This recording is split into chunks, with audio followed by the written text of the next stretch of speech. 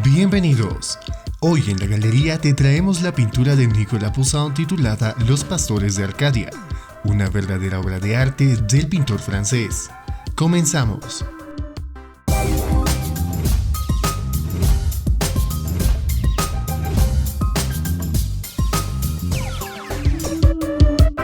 Los Pastores de Arcadia, conocida popularmente como Et in Arcadia Ego, es un cuadro del pintor francés Nicolas Poussin. Está realizado al óleo sobre lienzo y fue pintado entre 1637 y 1638.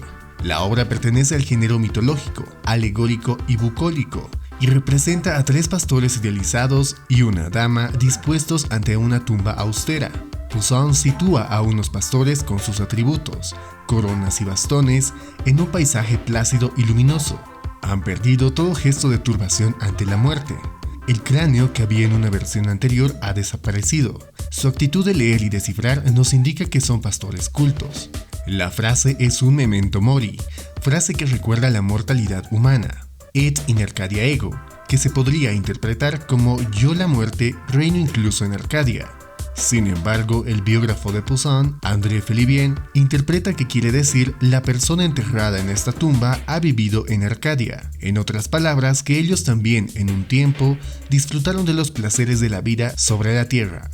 De cualquiera de las dos formas, el sentimiento pretendía establecer un contraste irónico al representar la sombra de la muerte sobre el usual entretenimiento y alegría que se supone que disfrutaban las ninfas y demás habitantes en la Arcadia.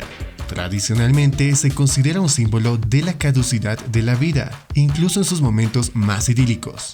La primera versión de Poussin de este tema tiene un estilo más barroco que la versión posterior, característico de las primeras obras del autor. En el cuadro de Chatsworth, los pastores están descubriendo de forma activa la tumba semi-escondida y leyendo la inscripción con expresiones curiosas. La pastora, en pie a la izquierda, posa de un modo muy distinto a su austero contrapunto de la versión posterior. La versión posterior tiene una composición mucho más geométrica y las figuras son mucho más contemplativas. A continuación te presentamos algunos datos técnicos de esta pintura. La obra Los Pastores de Arcadia data del año 1637 a 1638. Su autor es Nicolas Poussin. La técnica, óleo sobre lienzo. Su estilo, barroco.